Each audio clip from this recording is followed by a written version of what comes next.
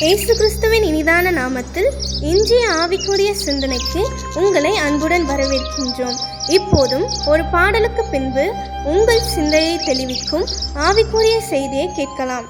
சொல்லி முடியாத அற்புதம் செய்பவர் நீரே ஐயா, நீரே. எண்ணி முடியாத அதிசயம் செய்பவர் நீரே ஐயா, நீரே. சொல்லி முடியாத அற்புதம் செய்பவர் நீரே ஐயா, நீரே. எண்ணி முடியாத அதிசயம் செய்பவர் நீரே ஐயா, நீரே. அப்பா உமக்கு ஸ்தோத்திரம், அன்பே உமக்கு ஸ்தோத்திரம். அப்பா உமக்கு ஸ்தோத்திரம், அன்பே உமக்கு ஸ்தோத்திரம். உம்மாலாகாத காரியம் ஒன்றுமில்லை, உம்மாலாகாத காரியம் ஒன்றுமில்லை, உம்மாலாகாத காரியம் ஒன்றுமில்லை. எல்லாமே உம்மாலாகும், அல்லேலூயா, எல்லாமே உம்மாலாகும். சகலத்தையும் செய்ய வல்லவராகிய ஆண்டவர் இரட்சகருமாக இயேசுவின் இனிதான நாமத்தினால் உங்களை வாழ்த்துகிறேன். இந்த நாள் நம்முடைய ஆவிக்குரிய சிந்தனைக்காக யோபுவின் புஸ்தகம் 42 அதிகாரம் 2 வசனத்தை நான் வாசிக்கிறேன். தேவரீர் சகலத்தையும் செய்ய வல்லவர், நீர் செய்ய நினைத்தது தடைபடாது என்பதை அறிந்திருக்கிறேன். யோபுவின் புஸ்தகம், யோபுவின் வாழ்க்கையின் காரியங்கள் எல்லாவற்றையும் அநேகர் நன்கு அறிந்திருப்பார்கள். யோபுடைய வாழ்க்கை பார்க்கும் பொழுது அவ்வளவு செல்வந்தனாய், அவ்வளவு ஆசீர்வாதத்தை உடைய ஒரு மனிதனாகத்தான் வாழ்கிறான். திடீர்னு புயல் வீசுகிறது. வீசும் பொழுது எல்லாவற்றையும் இழந்து தெருவிற்கு வரக்கூடிய ஒரு நிர்பந்தமான ஒரு சூழ்நிலை உருவாகிவிட்டது. ஒரே நாளில் தன்னுடைய 10 பிள்ளைகளையும் பறிகொடுக்கிறான். இழக்க நேரிடுகிறது. சொத்து சுகம் எல்லாவற்றையும் இழந்து தெருவிற்கு வந்துவிட்டார். தேவனால் சாட்சி பெற்ற ஒரு மனிதன், நீதிமான், எந்தவித குற்றமும் சுமத்தப்பட முடியாத அளவு உண்மையான உத்தமமான வாழ்க்கையை வாழ்ந்த ஒரு மனிதன். யோசித்து பாருங்கள். சரீரம் எல்லாம் சுகவீனம், பலவீனம், நோய்கள், ஜீவன் மட்டும்தான் எஞ்சியிருந்தது. அப்படிப்பட்ட ஒரு சூழ்நிலையில் தான், பெரிய சவால் நிறைந்த சூழ்நிலையிலே தேவனை மறுதலிக்காமல், தூசிக்காமல், உத்தமத்திலே உறுதியாய் தொடர்ந்து நிற்கிறார். பிசாசானுடைய எண்ணம் எப்படியாவது யோபுவின் வாயிலிருந்து தேவனை மறுதலிக்கக்கூடிய, தூசிக்கக்கூடிய ஒரு வார்த்தையை வர பண்ணிவிட வேண்டும். ஆனால் தேவனிடம் போய் பிசாசு அதைத்தான் சொல்லுகிறான். அவன் கஷ்டத்தை கொடுத்து விட்டால் உம்மை தூசித்து விடுவான், மறுதலித்து பின்வாங்கி போய்விடுவான். தேவன் ஓகே சொன்னார். எல்லாவித டெஸ்டும் யோபுக்கு அனுப்பிப்பார். ஆனால் நடந்தது என்ன தெரியுமா? தேவன் அனுமதித்தார். ஆனாலும் அத்தனை பாடுகளிலும் யோபு உத்தமமாயிருக்கிறார். ஆனாலும் ஒரு போராட்டம், என்ன செய்வது? இப்படிப்பட்ட ஒரு நிலைமை யோபுக்கு ஒன்றுமே புரியவில்லை. பல விதமான போராட்டத்தில் பல அதிகாரங்கள் நீங்க பாத்தீங்கன்னா பல கேள்விகள்லாம் இருக்கும். நான் தேவனை எங்கு போய் கண்டுபிடிப்பேன்? அவனை கண்டுபிடித்தால் நலமா இருக்குமே. என் வேதனை வியாகுலங்கள் எல்லாவற்றையும் அவரிடம் சொல்லுவேனே, நான் எங்கும் காண என்று புலம்புகிறதை பார்க்க முடியும். 38 அதிகாரம் வாசித்து பார்த்தால் 41 அதிகாரம் வர தேவன் கேள்விகளை கேட்பார் யோபுக்கு. பல கேள்விகளை கேட்ட யோபுக்கு தேவன் கேட்கிற கேள்விகளினால் பதில் சொல்லவே முடியவில்லை. ஆனால் நம்முடைய தேவனால் ஆசீர்வதிக்க முடியும், உண்மைதான். தேவனால் கட்டவும் முடியும், அதே நேரத்திலே கொடுத்ததை எடுக்கவும் முடியும், இடிக்கவும் முடியும். அதை நாம் மறந்துவிடக் கூடாது. அப்ப அது அந்த நேரத்தில் தான் யோபு இந்த பதிலை சொல்லுகிறார். தேவரீர் சகலத்தையும் செய்ய வல்லவர், உம்மால் ஒன்றுமில்லாமல் ஒரு மனிதனை ஆக்கவும் முடியும், அதே நேரத்தில் ஒன்றுமில்லாத ஒரு மனிதனை உயர்த்தி வைத்து அழகு பார்க்க முடியும்.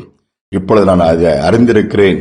நீர் செய்ய நினைத்ததை ஒருவரும் தடுக்க முடியாது, அது தடைபடாது என்பதை பாருங்கள். அந்த ஒரே வசனத்திலே தன்னோட உறுதியா இந்த காரியத்தை சொல்லும் பொழுது ஆண்டோட உள்ளமே குளிர்ந்திருக்கும். நடந்தது என்ன? இழந்து போன அத்தனையும் திருப்பி கொடுக்கிறார். அத்தனை ஆசீர்வாதங்களை ரெண்டத்தினே திரும்பி வருகிறது. மீண்டுமாய் 10 பிள்ளைகளை கர்த்தர் அழகாய், சௌந்தரியம் உள்ள பிள்ளைகளாய், தேசத்தில் அப்படிப்பட்ட அழகு நிறைந்த பிள்ளைகள் கிடையாது, வேதத்தில் அவருடைய பெயர்கள் இருக்கிற வண்ணமாய் கர்த்தர் கொடுக்கிறார். இரட்டிப்பான நன்மையை கொடுத்தார் என்று வேதம் சொல்லுகிறது. ஏனென்றால் சகலத்தையும் செய்ய வல்லவர். நீங்கள் ஒரு நிர்பந்தமான நிலைமையில இருக்கலாம், ஆனால் சர்வ வல்லவர், அவர் சகலத்தையும் செய்வரால் முடியும் என்கிற ஒரு நம்பிக்கை மட்டும் எந்த சூழ்நிலை இழந்து விடாதீர்கள். எல்லாவற்றையும் இழந்திருக்கலாம். நினைத்தது ஒன்று, நடந்தது ஒன்று நீங்க நினைக்கலாம். எல்லாம் கையை விட்டு போய்விட்டது, இனி ஒண்ணுமே பண்ண முடியாது, எடுத்த முயற்சியெல்லாம் தோற்று போய்விட்டது, இனி மாற்றம் வராது, இனி நன்மை உண்டாகாது, சுகம் கிடைக்காது சொல்றீங்களா? சகலத்தையும் செய்ய வல்லவரை பாருங்க. ஏனென்றால் அவரால் செய்யக்கூடாதது, செய்ய முடியாத காரியங்கள் ஒன்றுமே இல்லை என்றுதான் வேதம். எல்லாவற்றையும் அவர் செய்ய முடியும். ஒரு அருமையான கணவன் மனைவி பேசிக் கொண்டிருக்கிறாங்க. ரொம்ப உடைஞ்சு போன நிலைமையில, ஏன்னா நல்ல பிசினஸ், நல்ல வருமானம், நல்ல வசதி வாய்ப்புகள், சமுதாயத்தில் நல்ல நிலைமைக்கு வந்துட்டாங்க. எதிர்பாராத விதத்தில் வீசின ஒரு புயலினாலே வாழ்க்கை தடுமாற ஆரம்பித்தது. அடி மேல அடி, இழப்புகள் மேல் இழப்பு, எல்லாவற்றையும் இழந்து நிர்பந்தமான ஒரு நிலைமையில வந்துட்டாங்க. என்ன செய்வதுன்னு தெரியல. பிள்ளைகளும் இருக்கிறாங்க. இனி எழுந்திருக்க முடியுமாங்கிற ஒரு சந்தேகம் அவங்களுக்கு வந்துருச்சுது. இப்போ இனி வாழ்வதோட சாவதுதான் மேல் என்கிற நிலைமைக்கு உட்கார்ந்து 2 பேரும் பேசுறாங்க. குடும்பமா உயிரை மாய்த்துக்கிறது தான்ப்பா நல்லது ஒய்ஃப் சொல்றாங்க. ஹஸ்பண்டும் நானும் அப்படித்தான் நினைக்கிறேன். என்னடா சமுதாயத்தில் ஒரு நல்ல நிலைமைக்கு வந்துட்டோம், நல்ல வசதியா வாழ்ந்துட்டோம், இனி கஷ்டப்படணும்னா நம்மளால அது நம்ம சரீரமும் ஏற்றிக்காது, நம்முடைய மன ரீதியும் அது ஒரு மாதிரி தான் தெரியுது, இனி போய் இந்த யார்கிட்ட கையேந்தி நிற்கிற அளவுக்குலாம் நம்மளால முடியாதுப்பான்னு சொல்லி அவரும் சொல்றாரு.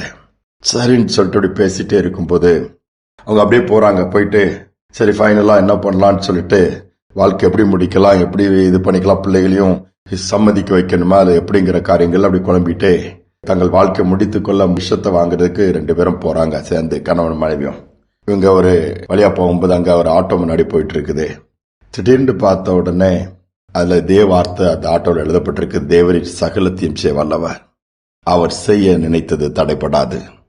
இந்த வார்த்தைய அந்த மனுஷன் பார்த்த உடனே அவருக்குள்ள ஒரு தைரியம், அவர் அறியாமலே ஒரு விசுவாசம், அறியாமலே ஒரு காரியம் நடக்குது.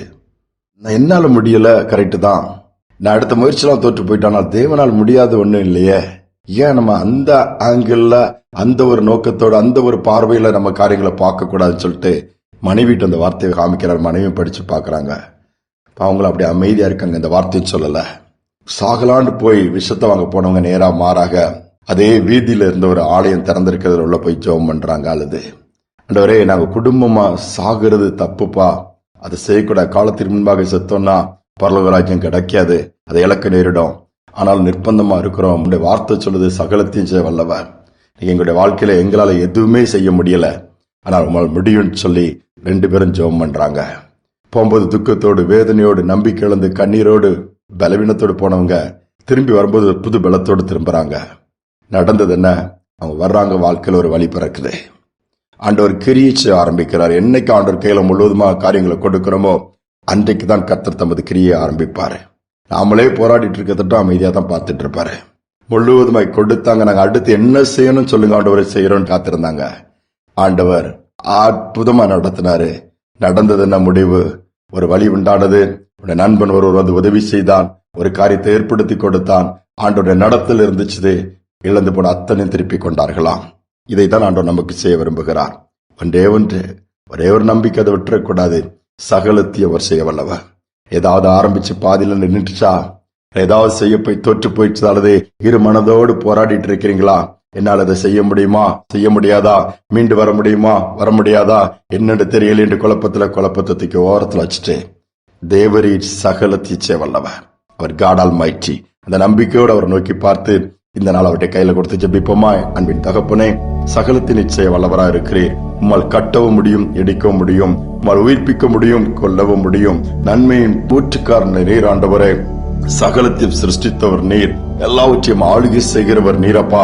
வானத்திலும் பூமியிலும் சமுத்திரத்திலும் அதன் ஆழங்களும் சித்தத்தின்படி காரியங்களை செய்கிறேன் என்று வார்த்தை சொல்லப்பட்டிருக்கிறதுபடியே நீங்க ஒரு துக்கத்தோடு நம்பிக்கை இழந்து போய் சோர்ந்து போய் இழந்து போய் காரியங்கள் வாய்க்காமல் எல்லாமே எனக்கு விரோதமாய் மாறிடுச்சுன்னு சொல்லி அங்கலாய்ப்போடு இருக்கிற பிள்ளைகளை ஒரு விசை நினைவு கூர்ந்து இந்த காலை நேரத்துல தட்டி கொடுத்து தைரியம் கொடுத்து நீங்க உங்களுடைய வல்லமையை காண்பீங்கப்பா. சர்வ வல்லவர் என்பதை உணர்ந்து கொள்ளக்கூடிய அப்படிப்பட்ட ஒரு இருதயம் உண்டாக்கப்படட்டும் அப்பா. சிந்தனைகள் ஒரு தெளிவை கொடுங்க. பார்வையில் இருக்கிற அவிசுவாசங்கள்லாம் எடுத்து போடுங்க. ஆரம்பிச்சுட்டே முடியாதுன்னு சொல்லி அப்படியே திகைத்து நிற்கிற பிள்ளைகிட்ட அதே கரத்தை பிடிச்சு முடிச்சு கொடுக்க முடியாது நான் ஜெபிக்கிறேன். செய்வதற்காய் ஸ்தோத்திரம், நடத்துவதற்காய் ஸ்தோத்திரம், அற்புதங்களை செய்து நீர் மகிமைப்படுவதற்காய் ஸ்தோத்திரம். துதிகனமை ஏற்றுக்கொள்ளும் இயேசுவின் நாமத்தில் பிதாவே, ஆமே ஆமே. சகலத்தையும் செய்ய வல்லவருடைய கரத்துல சகலத்தையும் கொடுத்து விடுங்க. நீங்க எதிர்பார்த்ததை காட்டிலும் மகிமையான காரியங்களை கர்த்தரங்க செய்வதை பார்ப்பீங்க. இந்த சிந்தனையோடு நாளை தொடருவோம். மீண்டுமாய் நாளை தினம் சந்திப்போம். நீர் முடிவெடுத்தா யார்தான் மாற்ற முடியும்? நீர் முடிவெடுத்தா யார்தான் மாற்ற முடியும்? எனக்கென முன்குறித்த எதையுமே எப்படியும் நிறைவேற்றி முடித்திடுவி. எனக்கென முன்குறித்த எதையுமே எப்படியும் நிறைவேற்றி முடித்திடுவி. உமக்கே ஆராதனை உயிருள்ள நாள் எல்லாம்